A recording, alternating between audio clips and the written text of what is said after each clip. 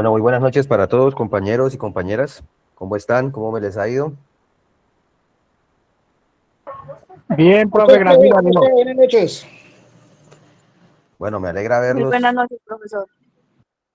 me alegra verlos nuevamente en esta importantísima clase. Hoy vamos a tener una clase extremadamente importante, como todas las de siempre, pero bueno, vamos a tener algo muy importante que es BLS, ¿cierto? Reanimación básica, ¿cierto? Hoy vamos a hacer una inducción a este mundo del RCP básico, estamos hablando básico, ¿sí? Porque ustedes van a tener ya una nueva clase con el doctor Froilán, que es nuestro especialista, que les va a dar ya el BLS, el ACLS, que es el avanzado, ya que tenemos que ver con medicamentos y con otro tipo de situaciones, pero hoy nos vamos a centrar en esta clase de introducción de los conceptos básicos de BLS.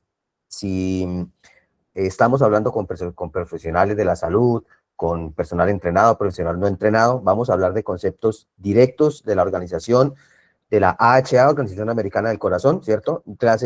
Una clase que está enfocada en ciertos cambios que ha hecho la Organización Americana del Corazón para el 2025 del año pasado, ¿cierto? Entonces, son cosas mínimas, pero que van marcando pautas y diferencias en muchos aspectos sobre el RCP como tal.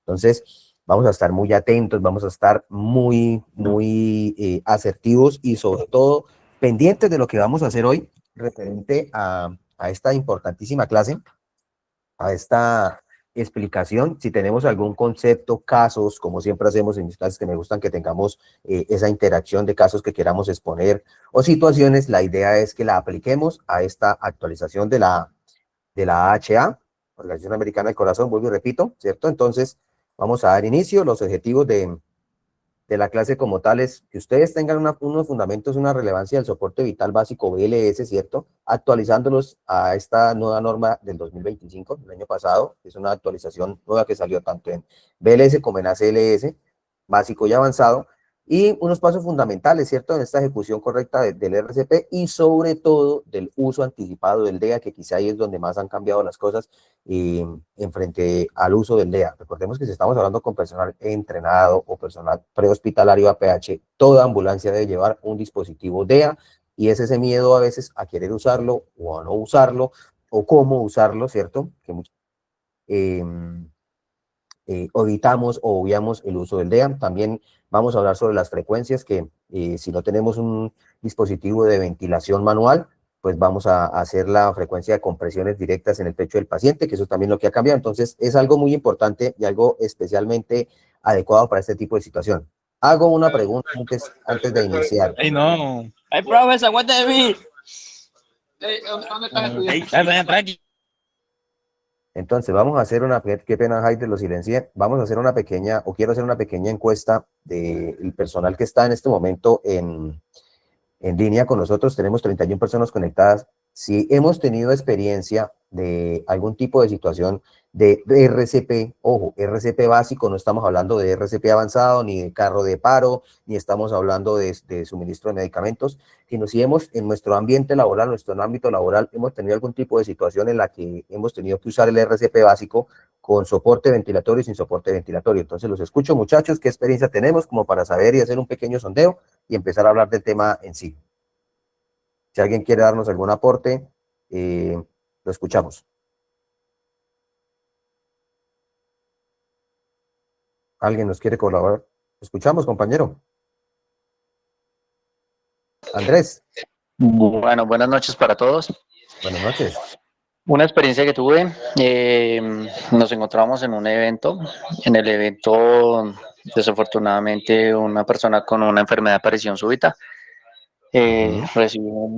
recibió un golpe en el pecho y pues producto a eso el paciente requirió RCP y manejo del DEA y posible traslado. Pues el paciente era propenso a ya su tercer infarto y pues mientras llegaba a la unidad medicalizada pues nos tocó prácticamente entre dos personas dar soporte, pero no teníamos equipo para dar soporte ventilatorio, entonces hicimos como las normas dicen ahorita, RCP Solo, más que mano.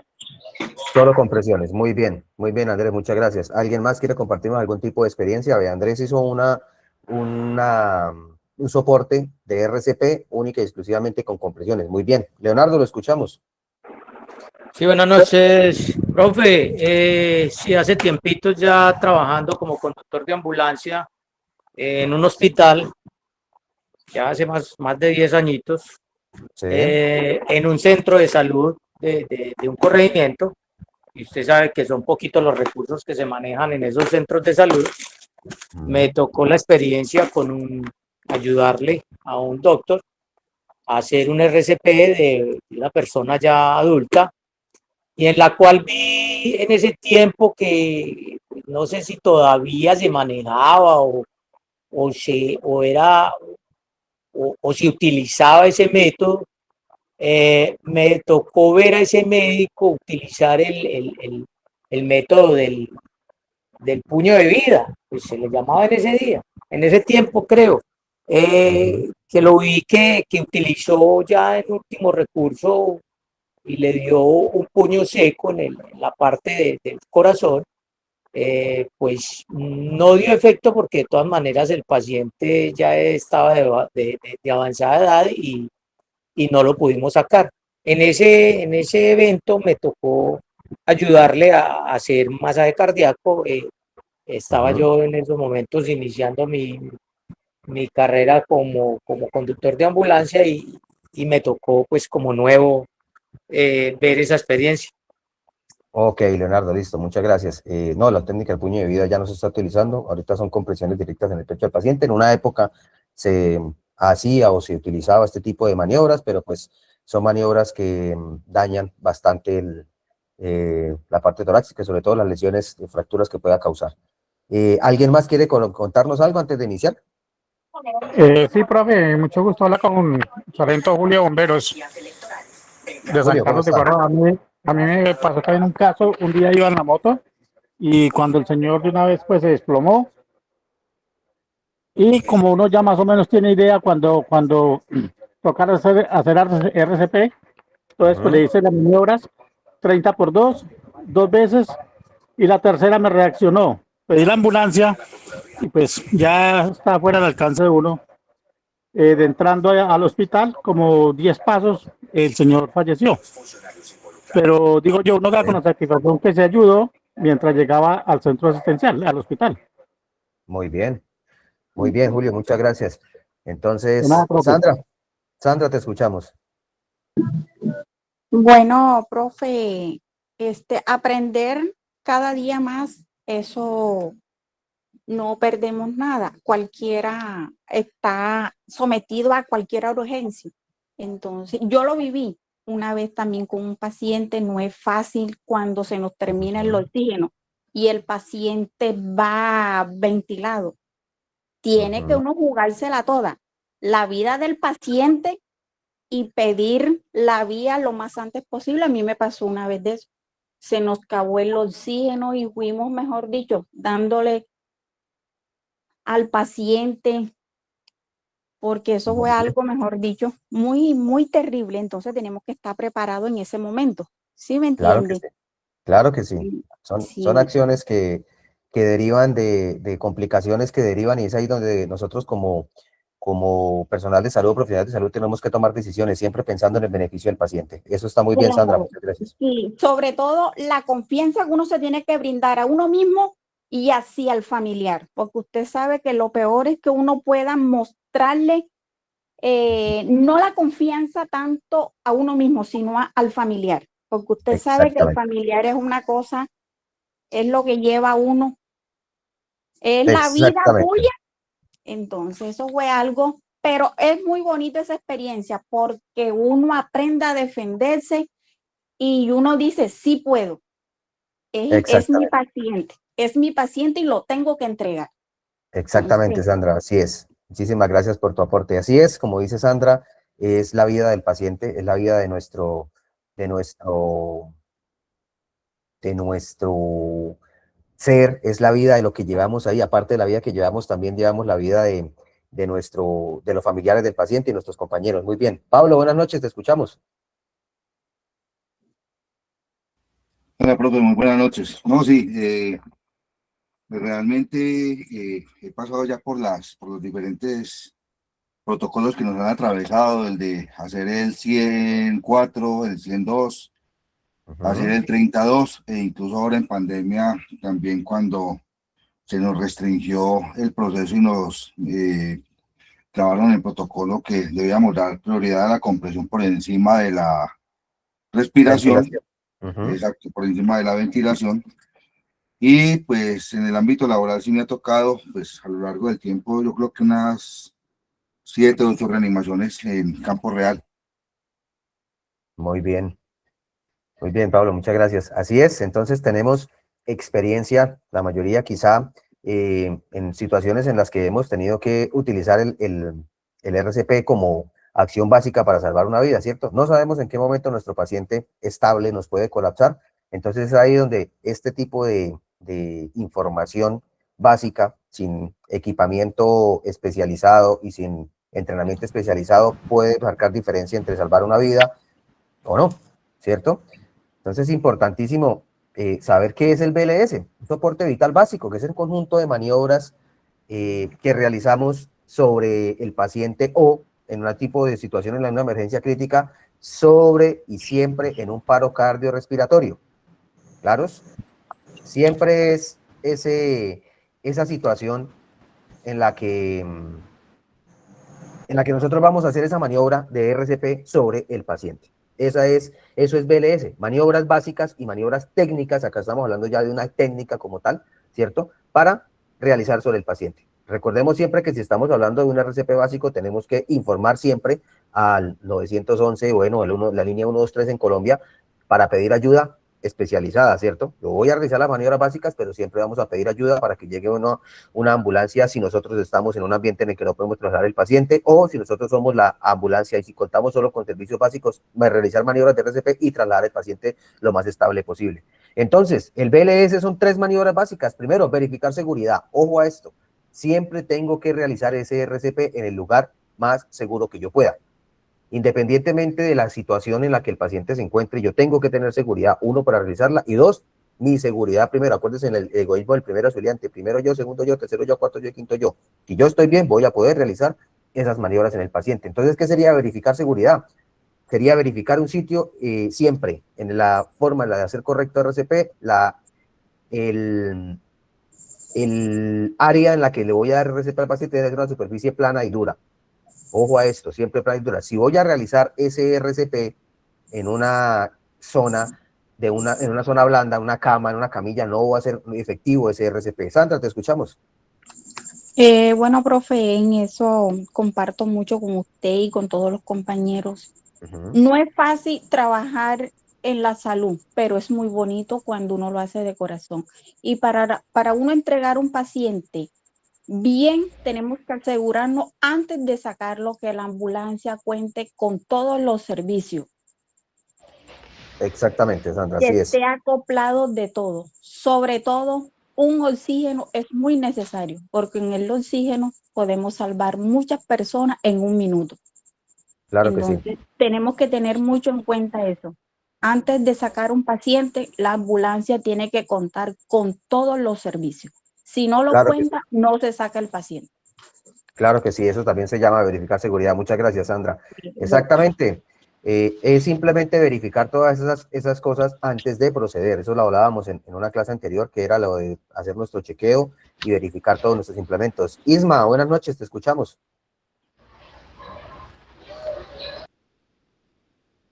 Ok, Esmeralda, ¿nos ibas a decir algo?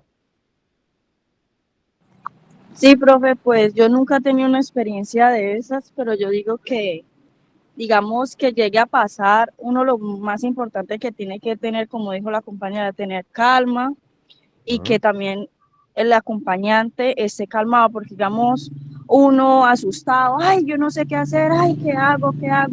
Entonces, como el paciente y el familiar tiene que tener más que todo seguridad.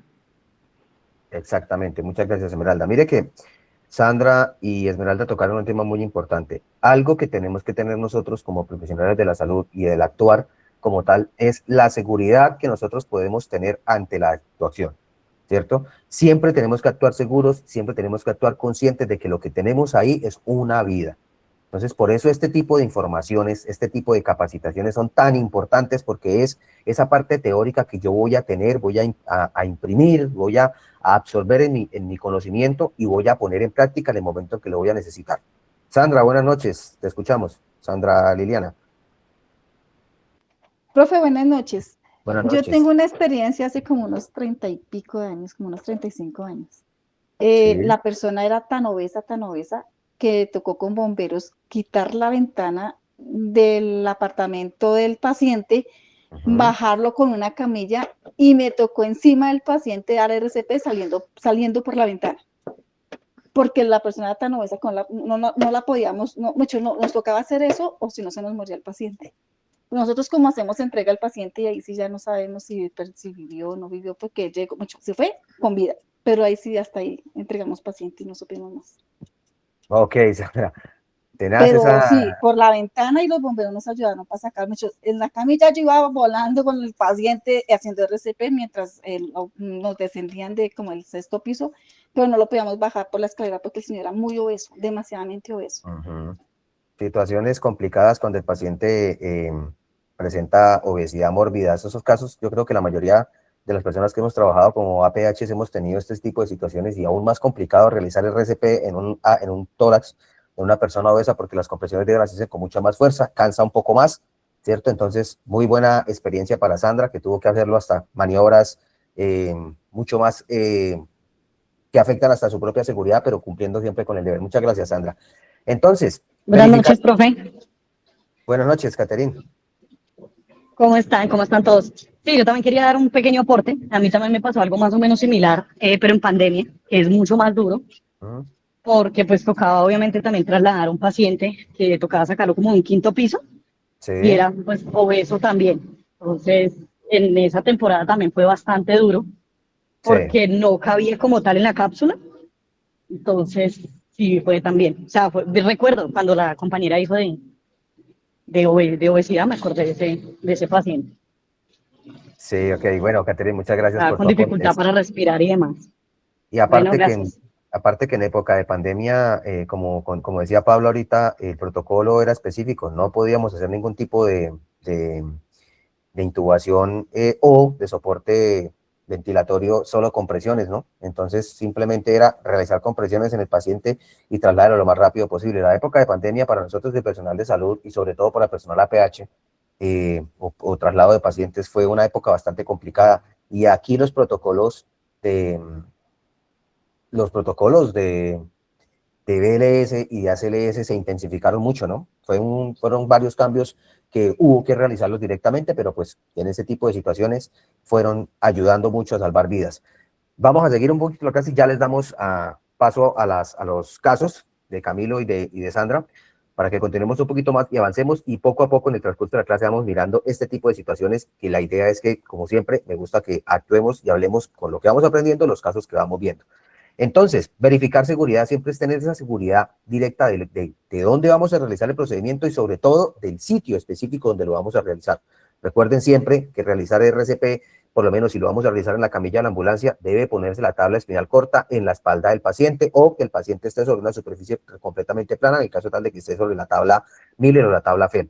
¿Cierto? Es importante tener muy en cuenta, o si vamos a realizar RCP sobre una cama, en el paciente debe tener la tabla espinal corta o bajar el paciente al piso. Es lo inmediatamente primordial, porque RCP se debe realizar siempre en una superficie plana y dura, ¿cierto? Como segunda medida, evaluar la respuesta del paciente. Recuerden que para poder realizar RCP en un paciente deben estar ausentes las dos normas de oro: el paciente no tiene pulso y no respira. Y acuérdense muy bien que nosotros estamos en la obligación completa de tener ya el análisis completo de estos dos casos. Si el paciente tiene pulso y si el paciente respira, nunca se va a realizar maniobra de RCP. ¿Claros? Al verificar que el paciente no tiene pulso y no respira, inmediatamente vamos a iniciar RCP. Estamos claros con estas 3 reglas de seguridad del BLS, que son muy importantes y tenemos que tener extremadamente en cuenta. Nunca voy a realizar RCP en un paciente que no tiene pulso y no respira. ¿Claros? ¿Claros con esto, muchachos? Sí, en ese caso sí, tengo toda la razón, profe, porque si digamos el paciente esté respirando, no se le puede hacer RCP porque pues es malo para el paciente. VAR, que es una regla de oro específica en el RCP, y acá es donde quizá en muchas situaciones en las que ve uno personal haciendo maniobras de RCP en una persona que se está moviendo, en una persona que obviamente es evidente que está respirando. Entonces, esto es muy importante, tener extremadamente en cuenta que el análisis y la valoración de ese paciente, los 3 primeros pasos, posición segura o área segura, después verificación completa de los signos vitales del paciente. Si el paciente no posee signos vitales o presencio el evento y verifico que no tiene pulso y no respira, ahí inmediatamente inicio RCP. Sandra, te escuchamos.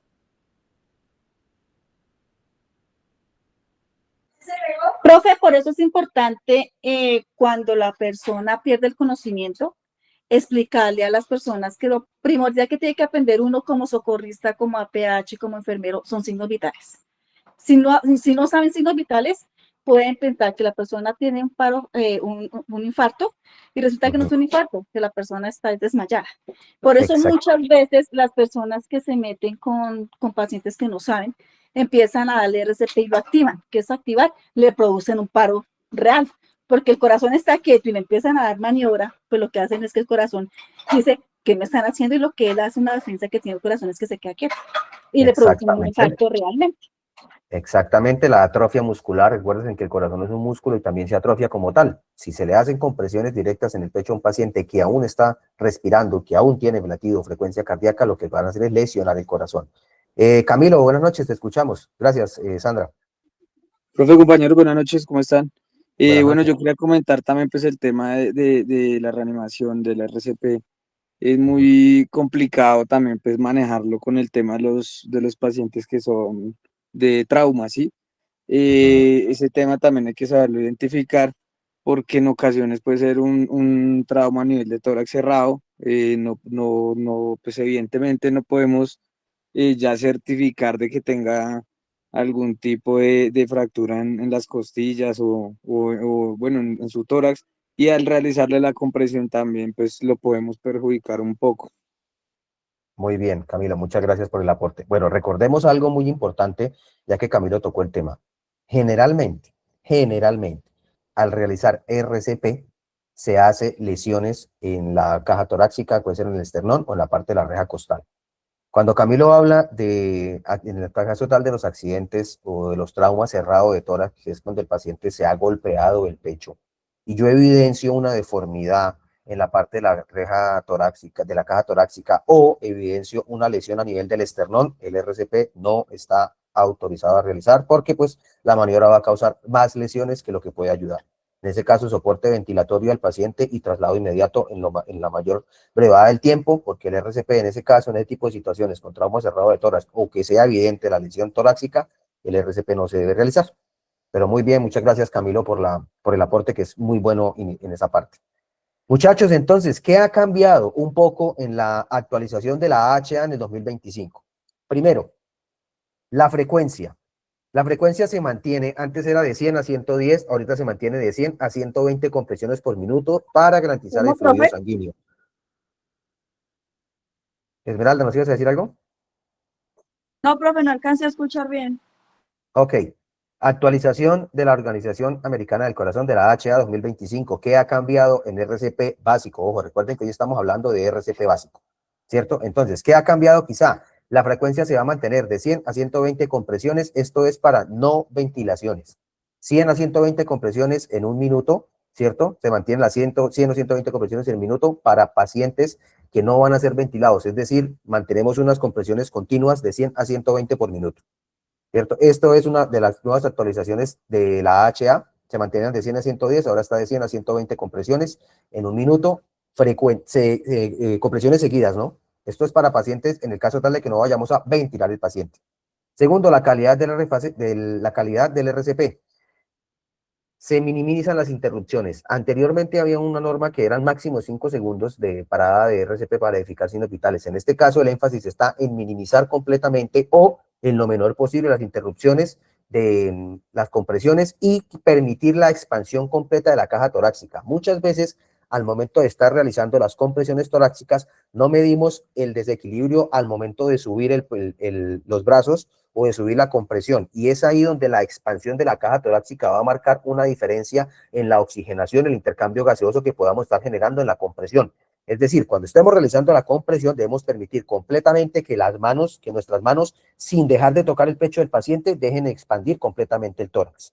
En esto se hace énfasis en la HA ahorita, porque a medida de los estudios que se han realizado en el RCP en los últimos años, se ha evidenciado que la premura de hacer la compresión en el pecho del paciente genera que no se deja expandir completamente la caja torácica, y es aquí donde esa pequeña diferencia de expansión de 1 o 2 centímetros puede derivar que esa caja torácica tenga una mejor oxigenación al momento de las compresiones, ¿cierto? Tercero, la profundidad.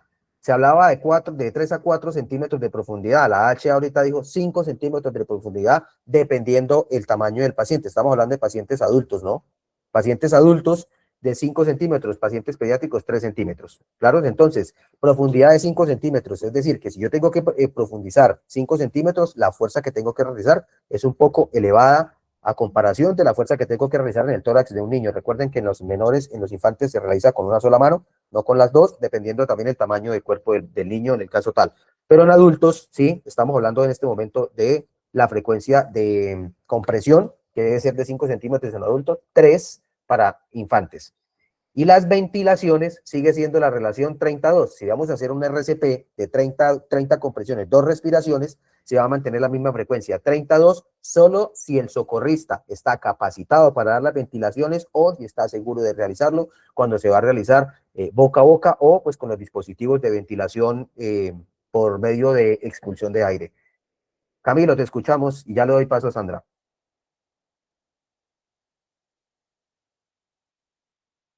Camilo, ¿nos ibas a decir algo? No, profe, no, se me olvidó bajar la mano, gracias. Ok, Sandra, ¿nos ibas a decir algo? Sí, profe, una pregunta, es una inquietud que tengo. Okay. ¿Siempre es necesario hacer las 2 ventilaciones con las compresiones o es solamente las ventilaciones que les da a personal ahogado, personas que salgan ahogadas para poder darle aire a los pulmones? Esa inquietud la he tenido y no la he podido preguntar pues no he tenido de preguntarle a alguien.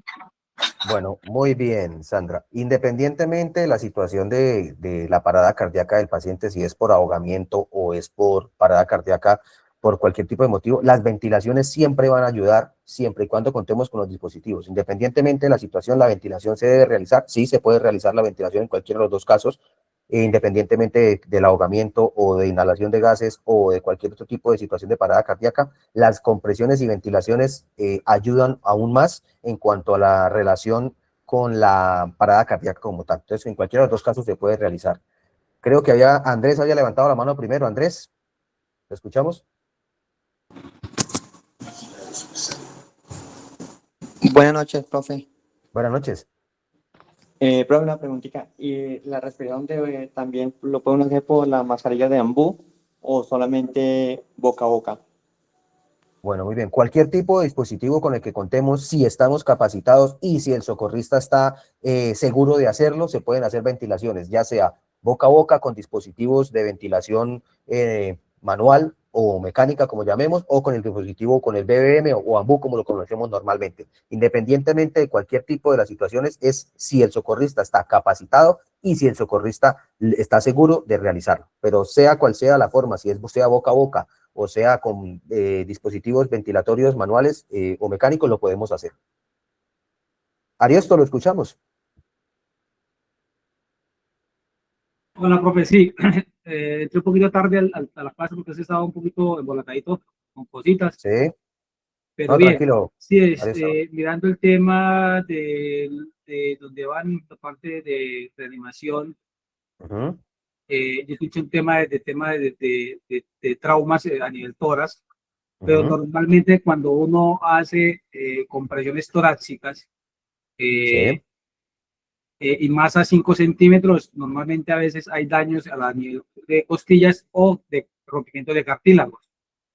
Y eso tú lo vas a encontrar, igual pues no se debe dejar de hacer, porque obviamente, y de lo que dice el compañero ahorita, que el tema de las ventilaciones y el tema de la reanimación, pues normalmente cuando uno encuentra a una persona pues sin pulso, pues dependiendo del tiempo que lleve, pues normalmente por eso cambiaron el protocolo que antes arrancaba con ventilaciones, ahora se arranca con compresiones. Compresiones, porque exactamente. ¿qué es más importante y o sea, para una persona, que tú puedas bombear sangre del corazón al cerebro, que lleve sangre oxigenada al cerebro, y que esa persona se mantenga obviamente en circulación y no dar ventilación como tal. Entonces, es más, cuando una persona tiene destruida de pronto, digamos, parte de su aparato respiratorio, pues normalmente uno se mantiene con compresiones, porque el objetivo es mantener el cerebro oxigenado, parte del cuerpo oxigenado, más importante el cerebro, porque obviamente tú sabes que el cerebro no oxigenado, pues va a encontrar daños neurológicos. Exactamente. Entonces, digamos que ese es como el tema. Entonces, ella hablaba de una persona ahogada, ¿sí? Que si le puedo dar ventilación y le puedo hacer compresión. Sí, sí, Claro que sí. pues obviamente las compresiones creería que es lo más...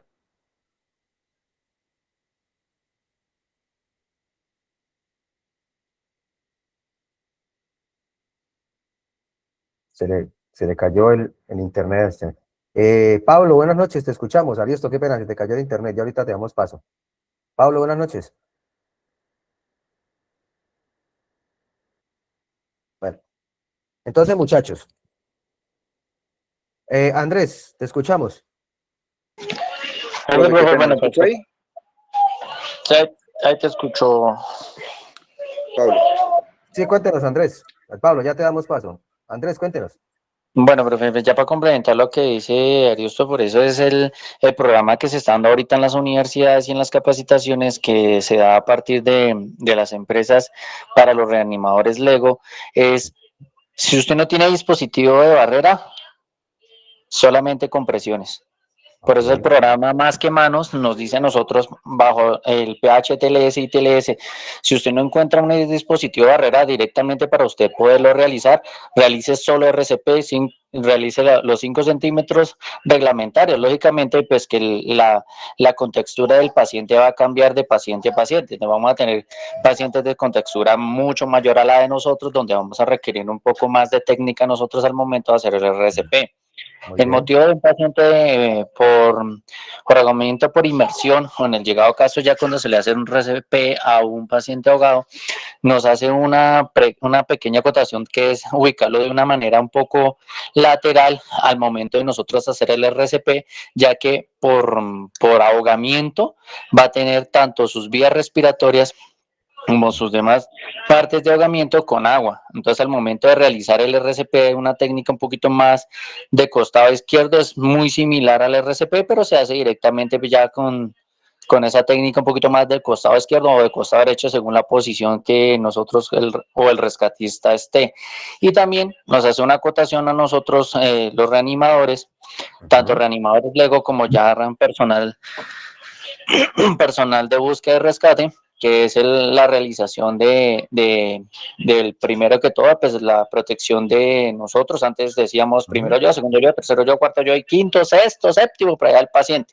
Ahora no, nos dice primero que todo el paciente, primero que todo nosotros, segundo mi equipo de trabajo y tercero el paciente. ¿Por qué? Desafortunadamente en muchos sitios a nivel Latinoamérica y a nivel Norteamérica se llegó a la conclusión bajo el sistema de comando de incidentes de que la protección del equipo tiene que ser primordial al momento de entrar a una escena. Si entramos a una escena de conflicto armado y los primeros en caer son los paramédicos, como pasaba en muchas ocasiones o pasaba directamente aquí en Colombia, no éramos parte de la solución, sino hacíamos parte del problema. ¿Por qué? Porque no realizamos el 360, no realizamos la protección de nosotros mismos y de nuestro equipo.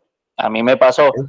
Yo atendiendo a un paciente en calle, un habitante de calle, fui y le hice directamente el 360, pero yo no me fijé que él a mí me quería robar. Entonces, en el momento en que yo me agaché, pues lo primero que sentí en mi pierna fue directamente la punzada por parte de él con un cuchillo. Entonces, pues caí en el error de tunelear 1000 veces con el paciente y cuando menos piense fue que sentí el cuchillo y desde ese momento pues aprendimos la lección de que primero yo, segundo mi equipo de trabajo y tercero el paciente. Muy bien, Andrés, exactamente. Muchísimas gracias por el aporte. Miren que es importante los temas que se tocan en los casos en los que se comparten y es ese tipo de experiencias y como lo decía Andrés ahorita, siempre tengo que analizar la situación, como lo decía Sandra hace un rato también, que siempre tengo que verificar mis equipos y mis implementos como lo veíamos en clases anteriores, y sobre todo que este tipo de información llegue y se mantenga muy fresca y muy importante para todo lo que tiene que ver con RCP. Esto es un tema muy amplio, es un tema muy extenso, pero que quizás si lo acotamos a estas nuevas normas o a esta nueva actualización referente a lo que estamos aprendiendo, sobre todo con este tipo de información importante, ¿cierto? Que si solo voy a realizar compresiones, si solo voy a hacer, estamos hablando de RCP básico, y no tengo dispositivos de soporte ventilatorio, no voy a dar respiración boca a boca, mantenemos la frecuencia de las 100 a 120 compresiones. Ya si voy a hacer una relación de RCP combinado, es decir, RCP con ventilaciones, sigue manteniéndose la frecuencia de 30 compresiones, 2 respiraciones. Siempre, y tenemos que ser muy conscientes de recordar que cada vez que yo estoy haciendo el RCP en un paciente, independientemente del caso, tengo que estar pendiente de todo lo que tengo que ver con visión directa sobre el paciente. Es decir, estoy realizando el RCP y tengo que estar pendiente de las reacciones y de todo lo que el paciente está presentando o haciendo. ¿Claros? Porque si el paciente me reacciona, inmediatamente el RCP se debe parar. Pablo, me ibas a decir algo, que lo veo que tiene un simulador ahí enfrente. No, sí, profe, no, en gran parte lo que ya dijo el compañero, y es que lo primero que tenemos que determinar es qué llevó al paro cardiorrespiratorio de ese paciente. Exacto. Que cada una de ellas me da un proceso diferente. No es lo mismo atender uno por ahogamiento que por atragantamiento, o simplemente un paciente que por enfermedad repentina tuvo un paro cardíaco, luego un paro respiratorio, o primero un paro respiratorio, un paro cardíaco. Exacto. Si yo tengo un paciente con obstrucción de vía aérea por cuerpo extraño, es claro que yo tengo que arrancar por las 2 respiraciones. Eso sí es impajaritable. Pero si yo lo que tengo simplemente otro es el paciente, que era el otro caso que se estaba dando, que por enfermedad, por trauma, dejó de respirar, dejó de tener eso, le vamos a dar prioridad, obviamente, a las compresiones por encima de las ventilaciones. Ok, muy bien. Pero también eso depende de si soy lego o si soy experimentado. Porque incluso las nuevas guías están hablando de que ya nos están dando opción de aplicar medicamentos desde el primer contacto con ese paciente, e incluso de lo que se venía hablando desde hace tiempo también es de hacer la desfibrilación temprana. Exactamente, ya vamos muy bien, Pablo, muchas gracias.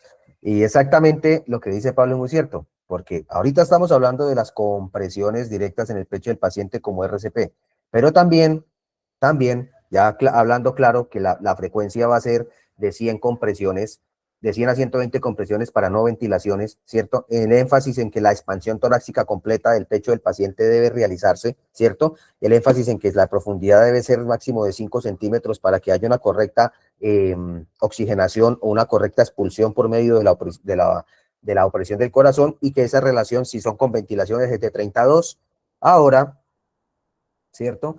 El procedimiento básico del RCP también incluye el uso de los dispositivos como el DEA, como lo decía Pablo, ¿cierto? Entonces, para terminar y priorizar esta parte del procedimiento básico de RCP, seguridad de la cena, evaluación de la conciencia, ¿cierto? Comprobar riesgos inmediatos antes de acercarse. Como decía ahorita el compañero Andrés, le iban a ir a robar y hasta le pegaron ahí su cortada porque simplemente él actuó de manera en la que quería ayudar a la persona y resulta que la persona lo que quería era robarlo. Eso pasa muy constantemente, hasta en las mismas escenas en las que llegamos a hacer la atención del caso y están robando la ambulancia, o simplemente mientras que estamos atendiendo al paciente nos roban los equipos o roban las pertenencias del paciente. Esto pasa constantemente, y acuérdense siempre lo que dijo Andrés, el 360, analizar en profundidad y alrededor todo lo que puede conllevarme a una lesión o a una lesión de mi equipo, ¿cierto? Entonces, segundo, la evaluación de conciencia, preguntar al paciente, si hacer las preguntas, hacer todo el chequeo cefalocaudal del paciente, identificar si el paciente no respira. Recuerden, en el RCP se realiza si el paciente no tiene pulso y no respira, de resto no. Y iniciar las compresiones torácicas, ¿cierto? 30 compresiones, 2 ventilaciones, si cuento con los dispositivos como ven en la imagen, y si no, 100 compresiones a 120 compresiones continuas. ¿Listo? Muy bien. Entonces, un RCP de alta calidad, ya hablándolo nosotros como personal, ¿cierto? Un RCP de alta calidad quiere decir, como lo decía Pablo ahorita, personal ego, personal entrenado, es 100 a 120 compresiones por minuto, que ese RCP sea continuo. Alta calidad quiere decir que el RCP se mantiene constante y las interrupciones son al mínimo. Eso dice la nueva norma de la AHA, que ese RCP de alta calidad tiene que ser continuo. Es decir, si estamos dos tripulantes, tenemos dos personas tripulando en nuestra ambulancia, esos dos tripulantes deben alternarse si vamos a hacer solo compresiones, ¿cierto? Si vamos a tener la ayuda de un RCP avanzado, mantener esas compresiones y sobre todo, muchachos, medir el tiempo específico desde el momento en el que inició el RCP. Esto es muy importante también. Que la profundidad en los adultos, ya hablamos ahorita, 5 centímetros, ¿cierto? Y 100% de expansión torácica. La compresión y la expansión se hagan de manera continua y de manera prolongada, es decir, que la expansión y la compresión sean altas y las interrupciones mínimas, por favor, en lo mínimo. Acá dice 10 segundos, pero la norma dice que máximo 10 segundos, o menores a 10 segundos. Anteriormente la norma decía 5 segundos, por favor. Las interrupciones que de manera en la que haya la alternancia de cambio de compresión sean mínimas para que ese RCP de alta calidad se pueda tener en mayor capacidad, en mayor tiempo, y que ese RCP de alta calidad pueda continuar con la vida del paciente.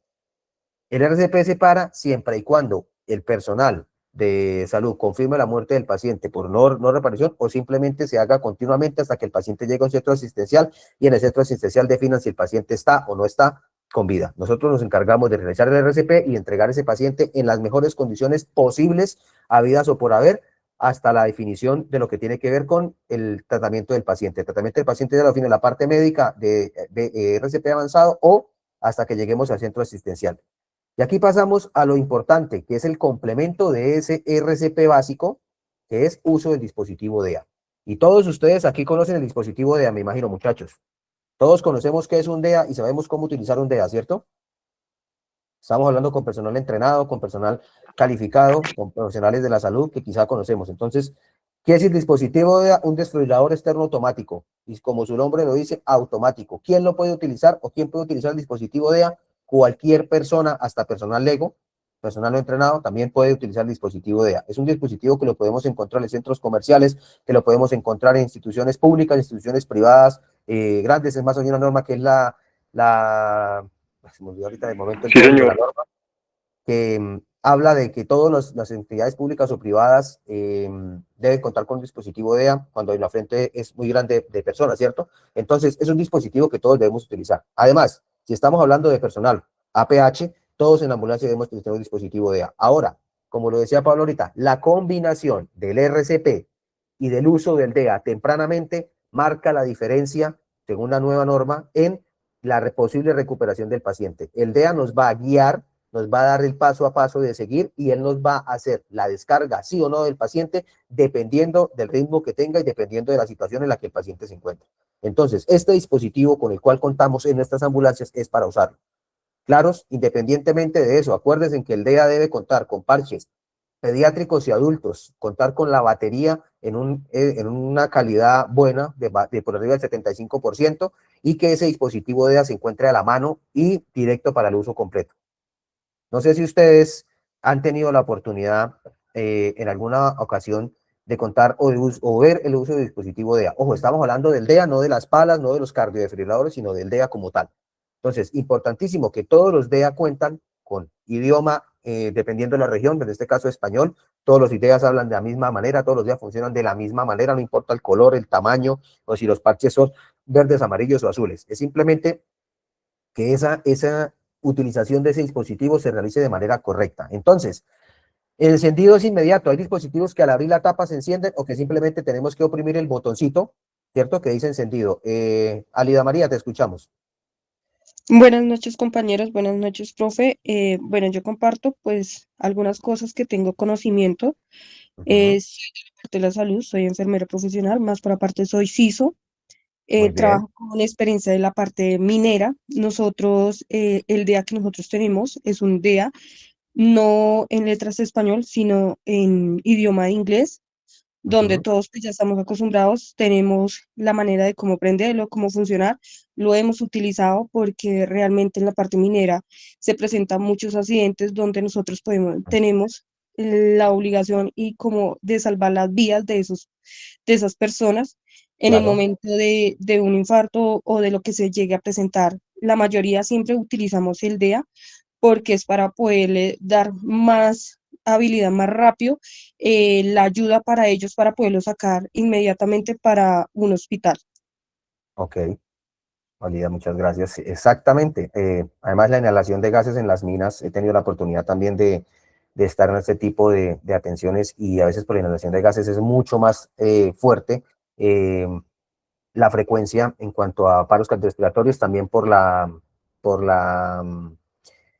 golpe térmico también, choque térmicos también producen paros cardiorrespiratorios, entonces es bastante común, digamos así, este tipo de situaciones de parada cardíaca en este tipo de acciones, como lo cuenta Alida en la parte minera, es bastante bueno. Entonces, convincente Alida que han utilizado y les ha tocado esta combinación de RCP y de uso del DEA. Entonces, muchachos, la colocación de los parches. He aquí, en la colocación de los parches del dispositivo DEA, es donde quizá tenemos que tener un poco de énfasis en la forma o en la forma en la que se va a colocar. Siempre es superior derecha, es decir, parte superior derecha del tórax por la parte superior de la tetilla, parte superior de la tetilla, y parte inferior izquierda que viene siendo en la parte blanda de la reja costal. Es decir, como ustedes ven aquí en la imagen, ¿cierto? Ahí Pablo nos está colocando, Pablo, un poquito más abajo del parche izquierdo, el parche izquierdo va un poco más abajo de la tetilla en la parte blanda. Exactamente, muy bien, esa es la colocación específica. Si todos pueden observar la imagen que estaba mostrando Pablo en el dispositivo, esa es una de las correctos usos del DEA. Parte superior derecha, parte inferior izquierda, siempre teniendo en cuenta que los cables deben ir hacia afuera del paciente. Claro, si yo coloco el parche superior derecha y que el cable me vaya por la mitad del cuerpo del paciente, lo que va a ocasionar es que va a interrumpir la acción de RCP. Ahora, muchachos, otra cosa muy en cuenta que hay que tener en la colocación del DEA. Si yo voy a utilizar a poner el DEA, solo retiro las manos del pecho del paciente cuando el DEA me dice no tocar el paciente. Recuerden que el RCP no se debe parar a menos que el DEA diga detener RCP. Entonces, en este caso es muy importante que ustedes tengan en cuenta que la colocación de ese dispositivo, colocando ese dispositivo, no se debe parar el RCP siempre y cuando el dispositivo diga detener RCP. O en el momento en el que estemos combinando la colocación inicial del DEA con el RCP, solo se para el RCP hasta que el dispositivo DEA diga no toque el paciente. Es algo que tienen muy en cuenta, muchachos, porque según la nueva norma es lo menos posible en que se pare el RCP como tal. ¿Claros? Entonces, superior derecha, parte superior derecha del cuerpo, parte inferior izquierda, parte blanda y parte costal de la parte blanda del cuerpo, es decir, donde termina la reja costal y empieza la parte blanda, la parte renal, ahí se debe colocar el parche superior, inferior, superior derecha, inferior izquierda, ¿cierto? El DEA empieza a analizar el ritmo y él nos indica si continuamos con el RCP o el DEA va a hacer una descarga. Recordemos que al momento de dar la descarga, el DEA les va a decir, no toquen el paciente, todos fuera, lo va a decir prácticamente 3 veces, en algunos son dispositivos no solo 2 veces, ahí tenemos que verificar, hacer la vista 360 de que nadie esté tocando el paciente y posteriormente el DEA va a descargar. ¿Claro, muchachos? ¿Alguna pregunta, duda o inquietud referente a esto?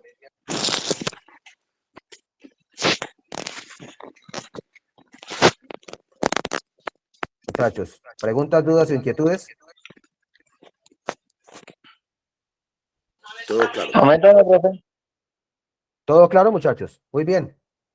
Entonces, uso... Muy claro, profe, muy claro todo. Sí, señor. Sí, señor, Bueno, gracias. Sí, señor, gracias. Muy bien. Uso del DEA y actualización de la norma AHA 2025. Vuelvo y lo repito. Cada uno de los minutos de retraso que se reduce la supervivencia de un 7 a un 10% sin el DEA. Es decir, el DEA me puede ayudar por medio de la descarga y por medio de la información que él me puede dar del paciente, si exceptúa precozmente, es decir, si yo cuento con el dispositivo, inmediatamente mi compañero inicia RCP, o si yo me bajo con el DEA, estoy solo, hago inmediatamente el uso del dispositivo DEA para poder ayudar de una mejor manera a ese paciente. El DEA es para usarlo, muchachos. No le tengamos miedo a ese aparatico, no le tengamos miedo a los parches, simplemente usémoslo porque créanme que el uso de este dispositivo combinado con el RCP va a marcar una gran diferencia entre salvar una vida y no hacerlo. No quiere decir que si yo realizo solo RCP en el paciente no lo vaya a salvar.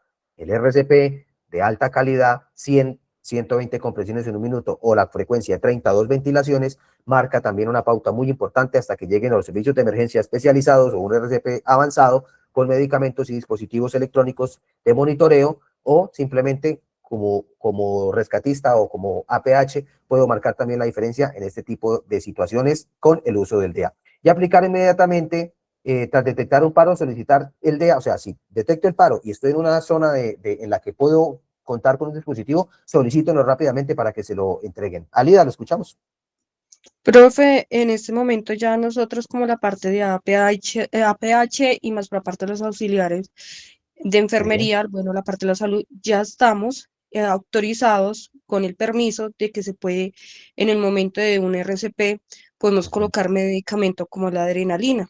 Entonces, es solamente la idea es llevar el cuadrante y la regla que podemos llegar a colocar el medicamento en el momento de RCP para el paciente.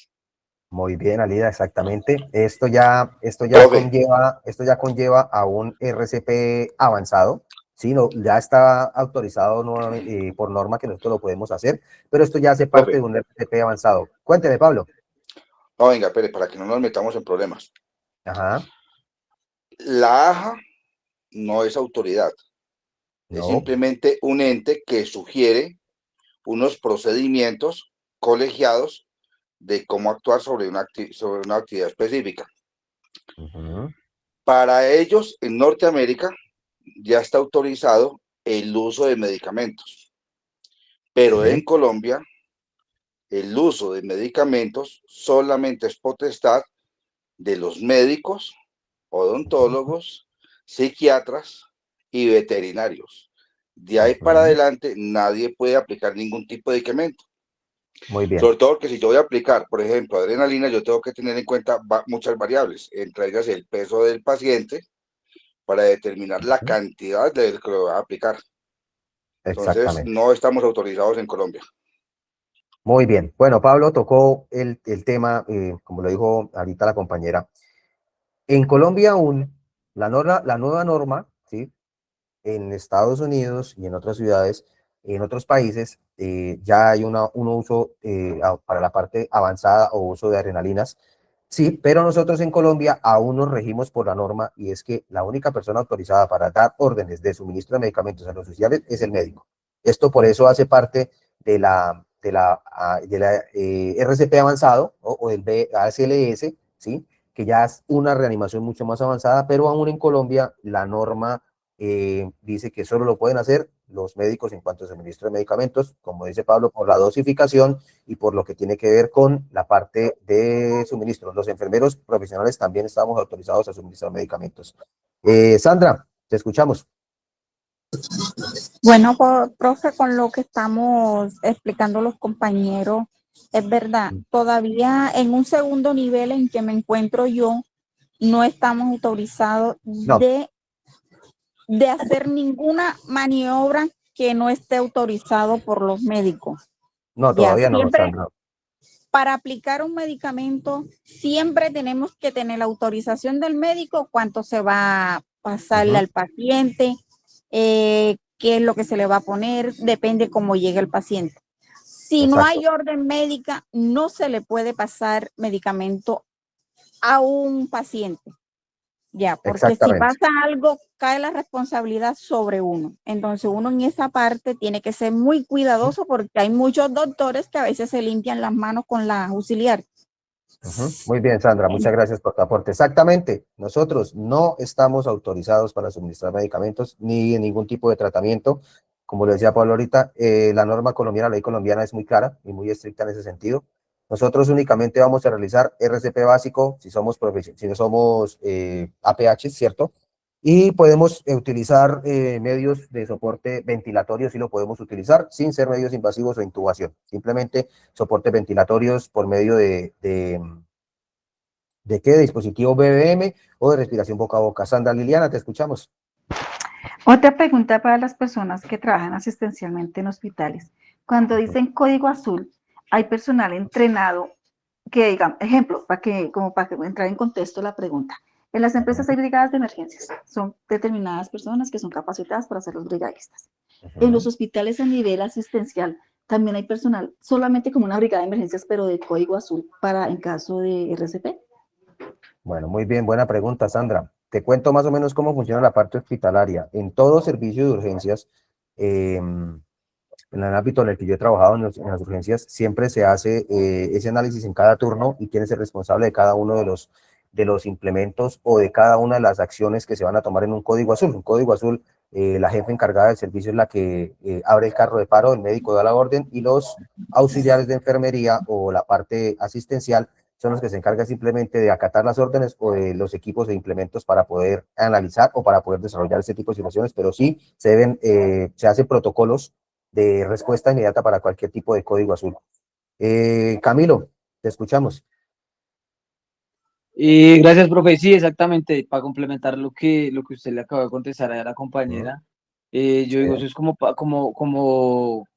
como respuesta del turno que esté en el momento, ¿sí me hago entender? O sea, cada Sí, quien claro. cuando va a recibir su turno, se reúnen y ya cada quien tiene su función, ¿sí? Un ejemplo, se va con el carro de paro, usted inmediatamente llega el paciente, usted va a empezar a reanimar, lo apoya a la siguiente persona, usted va a suministrar medicamentos, usted va a canalizar, o sea, ya cada quien tiene su función, ya cada quien tiene su cargo, por decirlo así, en ese momento.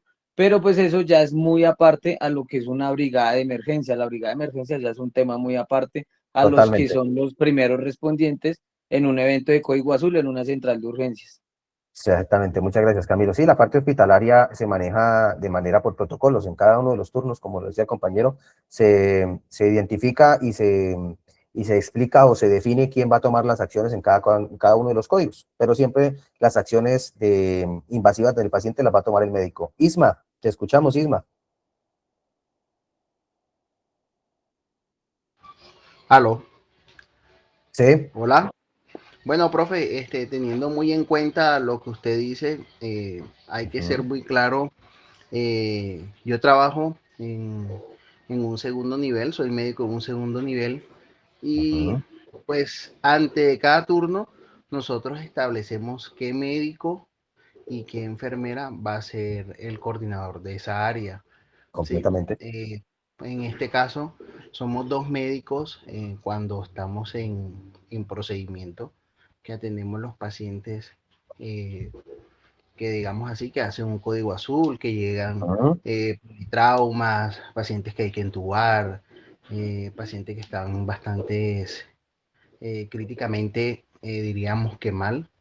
Sí. Entonces, desde ese contexto, nosotros hacemos un enfoque, cuáles son los médicos que tienen más pericia, más antigüedad con respecto al tema del RCP y al tema de esto que estamos manejando hoy, ¿no? Que estamos dándonos a conocer hoy. Exacto, muchas gracias, Doc. Mire que es importante que contamos hasta con la presencia de la parte médica, que ellos más que nadie son los que toman las decisiones en este caso, y como dice el Doc, siempre en la parte de urgencias como tal, en la parte hospitalaria o en la parte asistencial, siempre la persona con más experiencia en la parte de transición o en la parte de RCP que va a tomar decisiones sin desmeritar el conocimiento de la parte de enfermería y mucho menos de la parte médica como tal entre colegas, pero siempre es con el actuar hacia el beneficio del paciente. Y esto que estamos empezando, o lo que estamos hablando hoy del RCP básico, es siempre pensando en esa actividad de salvar la vida del paciente. Eso es lo que nosotros nos enfocamos siempre en ese tipo de situaciones y aún más cuando tenemos que hablar de RCP.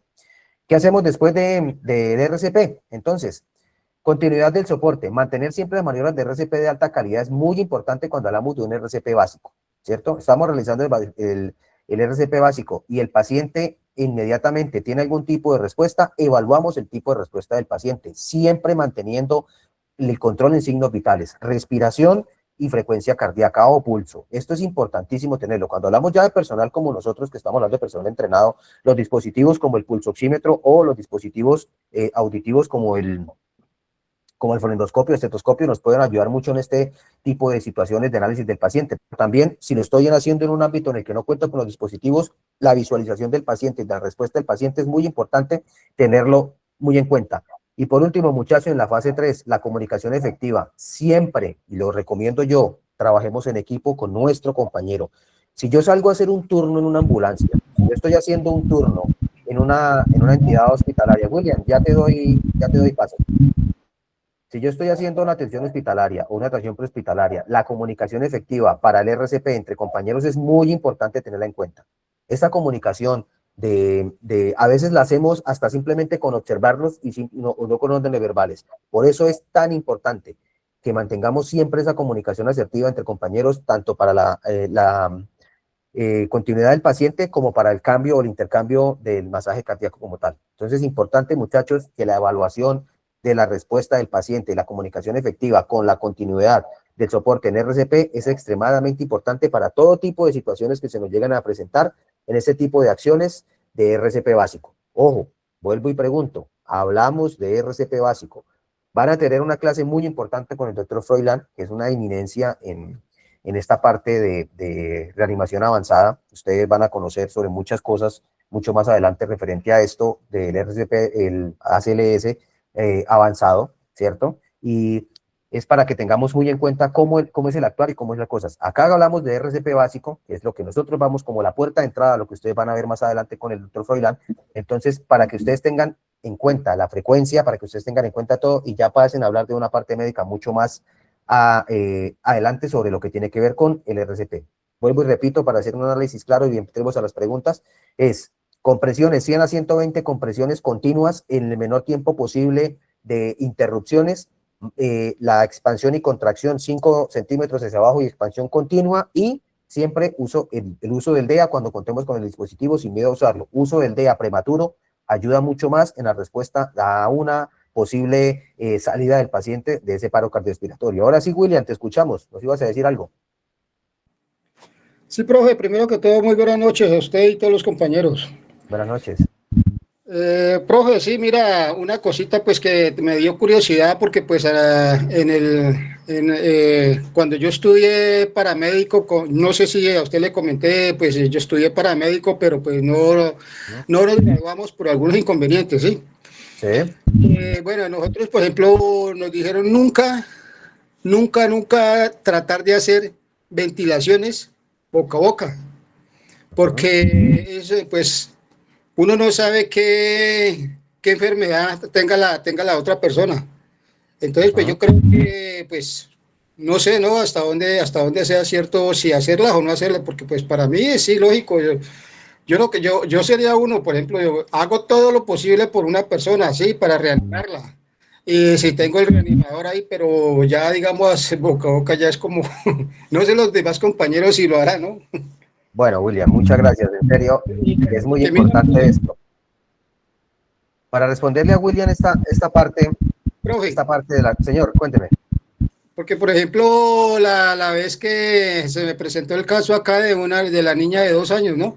Que ya pues yo ya veía a la niña ya que se estaba poniendo ella morada y pues mucha gente, pero nadie sabía qué hacer. Lo único que hice fue la coloqué en el brazo, la niña tiene 2 añitos, la coloqué en el brazo boca abajo y le di 2 palmaditas en la espalda y la niña ligerito broncoaspiró. Sí, botó lo que tenía. Entonces, pero pues le limpié con algodoncito la boca, le metí el dedito así, le saqué eso, lo que tenía una flema bastante grande y ya listo. Bueno, ese ya fue mi trabajo. Ya pues me dijeron camine, súbase, vámonos al hospital y pues ya fuimos y ya lo entregamos, pero pues y eso que es una niña, ¿no? Pero uno nunca sabe qué enfermedad pueda tener las personas. Exacto, William, muchas gracias por tu aporte. Mira que William tocó un tema bastante importante y es todo paciente siempre, y eso es una regla de seguridad para nosotros los personales de salud, todo paciente es un potencialmente contagiado, todo paciente, ¿cierto? La respiración boca a boca está segregada o dada a si yo quiero o no quiero, ¿cierto? Ya si es un familiar directo mío, cualquier una persona de mi conocimiento y conozco su historial médico, pues lo haría, ¿cierto? Pero siempre toda persona se debe tratar como potencialmente contagiada o contaminada, ¿cierto? Pero para eso existen los dispositivos y como estamos hablando con profesionales o con personal APH, ¿cierto? Cuento con dispositivos con los cuales no voy a tener contacto directo con los fluidos del paciente y yo pueda utilizar la ventilación. Entre esos el BBM o AMBU, que es el que contamos con ese dispositivo, o pues simplemente algún tipo de dispositivo de insuflación que no tenga ningún tipo de contacto con el fluido del paciente. Pero pues la respiración boca a boca sí está totalmente ligada a decisión propia o decisión de cada uno si la quieren o no dar, independientemente del tipo de situación en la que se pretende. Listo, profe, gracias por esa aclaración para todos, gracias, vale. Claro que sí. Entonces, muchachos, ¿alguien tiene alguna otra pregunta? ¿Algún caso especial? ¿Algo que quieran compartir? Leonardo, te escuchamos.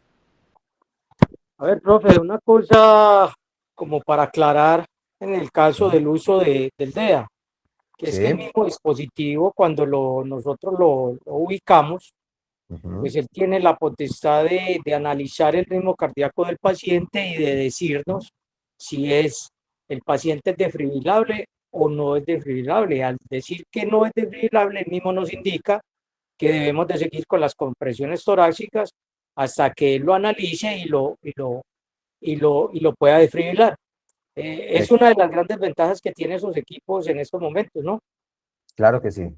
Claro que sí, Leonardo, muchas gracias. Exactamente, el DEA hace de 5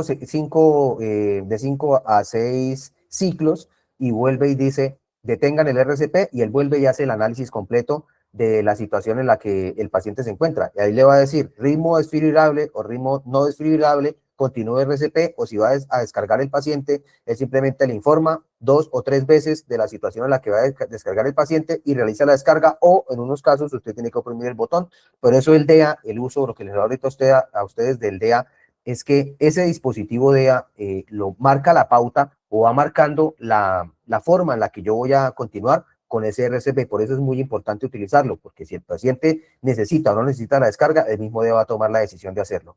Y listo, Sandrita, te escuchamos.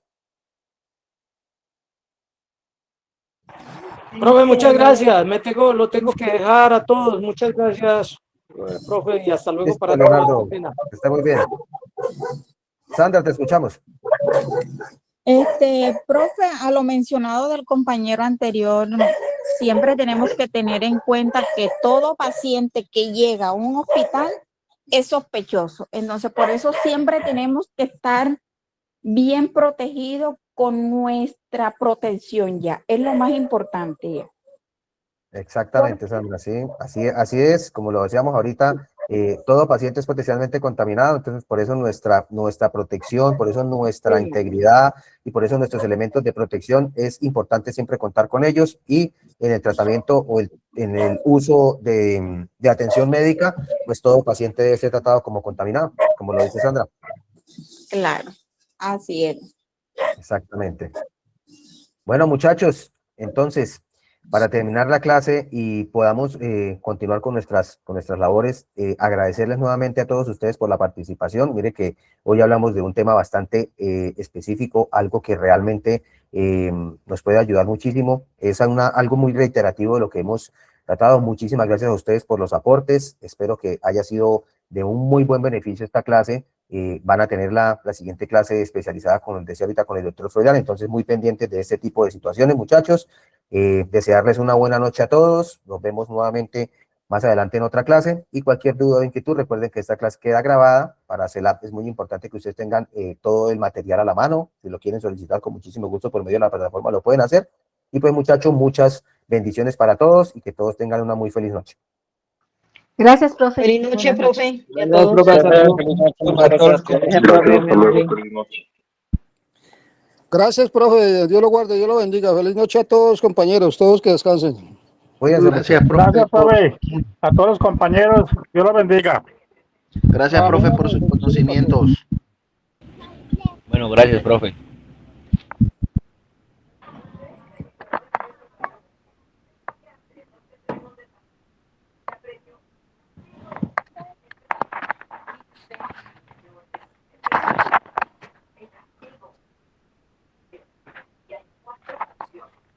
Tenemos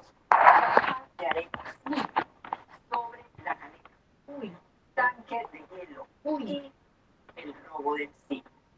También vamos a saber cuál finalmente es el mejor equipo